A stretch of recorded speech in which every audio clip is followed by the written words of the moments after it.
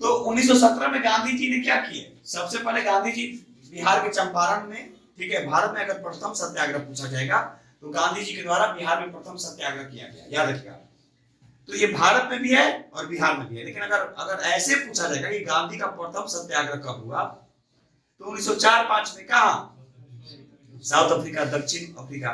लेकिन ट्रस्टीशिप की अवधारणा अगर पूछेगा तो अहमदाबाद मिल आंदोलन, याद रखेगा।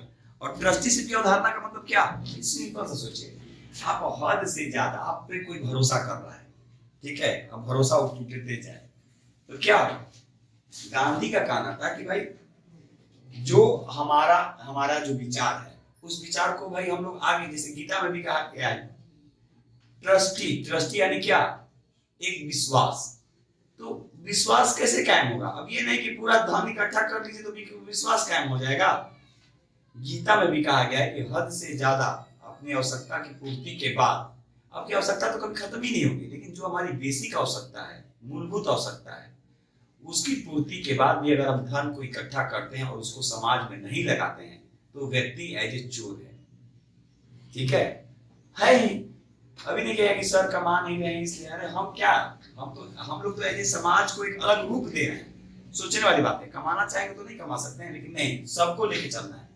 तो ट्रस्टीशिप का मतलब यही हुआ, और गांधी ने पहली बार ट्रस्टीशिप की अवधारणा जो दी है ये 1918 के अहमदाबाद मिल आंदोलन में दी है। इस चीज का याद रखिएगा। तो ये नहीं कि आप तो भी छूट उड़ा के कमा लेना है, तो नैतिकता खत्म, ठीक है। तो याद रखिएगा, किसी भी चीज की 3 गति होती है, दान, भोग, नहीं तो नाश, याद रखिएगा, किसी भी चीज का। तो इसीलिए ये नहीं कि अति होके कमा लीजिएगा, चलो कमा लें, ऐसा नहीं कमाइएगा कि अगला का घर क्या हो, सूना हो जाए, यानी उसके यहाँ चूल्हा भी न जले और आप आके घर में सोफा पे बैठ के ब्रेड और बटर खाइए, ऐसा भी ना कीजिएगा। यही मेरी गुरु दक्षिणा होगी आप लोग। बस पैसे तो अलग चीज है, लेते हैं नहीं लेते हैं, कम लेते हैं ज्यादा लेते हैं, अलग चीज है। तो ये कम से कम आपको ध्यान में रखना पड़ेगा। तो ये कहीं ना कहीं लिखा गया, और गांधी भी यही कहते थे कि हद से ज्यादा जो धन इकट्ठा जो करता है लोग, वो व्यक्ति क्या है, जो नहीं है ना। सोचने वाली बात है। अब कहां से ला दिए? अपने ला दिए। आज हमारे यहाँ सिंपल सा देखिए, भूदान आंदोलन हुआ, लेकिन भूदान आंदोलन में भी क्या हुआ, सब इक्वल थोड़े पूरी तरह से हो पाया। आज देख लीजिए, हजारों एकड़ भूमि एक एक लोगों, एक एक व्यक्तियों के नाम पे है। तो ये कहीं ना कहीं देखिए, इसीलिए बार बार बोलते हैं गांधी अपने आप में, जो गांधी जो है ना, वो व्यक्ति एक व्यक्ति नहीं है, एक व्यक्तित्व है, एक संत है, एक पुजारी है, याद रखिएगा। क्योंकि ऐसा व्यक्ति जो सत्य और अहिंसा के आधार पर, ठीक है, भारत को आजादी दिला दी, कम रक्तपात में, ठीक है। तो गांधी का अलग ही विचार था, और गांधी ने सत्य के लिए भी किया। तो सत्याग्रह का मतलब क्या? सत्य के लिए आग्रह करना। यानी ऐसा नहीं कि सत्य के लिए आग्रह करने का मतलब क्या है, और आप कह सकते हैं कि अपने हृदय को कष्ट पहुंचाकर दूसरे के हृदय को परिवर्तित करना ही सत्याग्रह है, ऐसा में ना। तो गांधी ने ट्रस्टीशिप की अवधारणा कब दिए? 1918, ठीक है। उसके बाद 1918 में भी खेड़ा आंदोलन होता है, खेड़ा आंदोलन। और उसके तुरंत बाद अब ब्रिटिशों को लगने लगता है कि अब गांधी को रोकना जरूरी हो गया, ठीक है। और गांधी को रोकने में तो गांधी ही टारगेट थे, क्योंकि बिना हथियार 17 दिखा चुके थे 1917, 1918 अहमदाबाद मिल आंदोलन, 1918 में खेड़ा आंदोलन। तो अब ब्रिटिशों को लगने लगा कि भाई ये ऐसा व्यक्ति जो बिना हथियार उठाए, ठीक है, ये इतना बड़ा बड़ा आंदोलन कर सकता है, तो मेरे लिए तो दिक्कत आ जाएगी। तो इसीलिए इन लोगों ने क्या किया कि मार्च 1919 ईस्वी में एक अलग तरीके से एक्ट लाया, और उसमें ये कहा गया कि किसी भी जो व्यक्ति, जो संदेहास्पद जो व्यक्ति होंगे, उनको गिरफ्तार कर लिया जाएगा। और वो व्यक्ति, गिरफ्तार व्यक्ति ना अपील, ना दलील और ना वकील कर सकता है। यानी रॉलेट एक्ट नाम दिया गया, याद रखिएगा। आई बात समझ में ना। यानी मार्च 1919 ईस्वी में क्या लाया गया? Rowlatt act. मेन देखिए, अगर पूरा एनालिसिस किया जाए तो राष्ट्रवादियों को तो टारगेट तो किया ही गया था, इसमें गांधी भी थे, याद रखिएगा, ठीक है। उसके तहत डॉक्टर सतपाल और डॉक्टर सैफुद्दीन किचलू को गिरफ्तार किया गया, बाद में इसी के कारण जलियांवाला बाग हत्याकांड हुई 13 अप्रैल 1919। लेकिन कहीं ना कहीं ये लोग का टारगेट गांधी भी थे, क्योंकि गांधी ऐसे व्यक्तित्व थे, बार बार बोले गांधी को व्यक्तित्व के रूप में देखिए और अपने लाइफ में उतारिए। अब खुद सोचिए, गांधी 34 साल संघर्ष किए ना, 34 साल संघर्ष किया, और उनका ड्यूरेशन देख लीजिए आंदोलन में, हम बात करेंगे उस पर भी।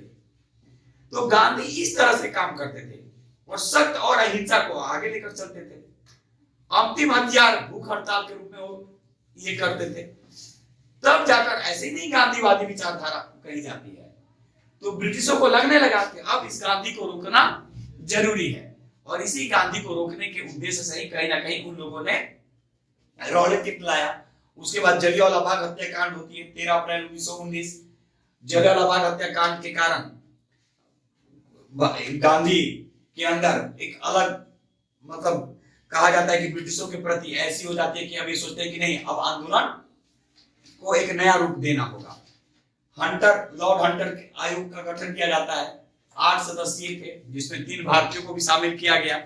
लेकिन उसमें क्या कहा गया, उसमें तो बचाने की बात की गई ना, ब्रिटिशों जो माइकल जो डायर जो था उसको तो बचाया गया, ठीक है। जब बचाया गया तो गांधी और भी ये हो गए। उसमें तो कहा गया कि मात्र 379 लोग ही मारे गए, 379। कांग्रेस ने भी एक जांच कमेटी बैठा दी, एम क्यूब याद रखिएगा फॉर्मूला, मदन मोहन मालवीय की अध्यक्षता में मोतीलाल नेहरू और महात्मा गांधी भी सदस्य हुआ करते थे।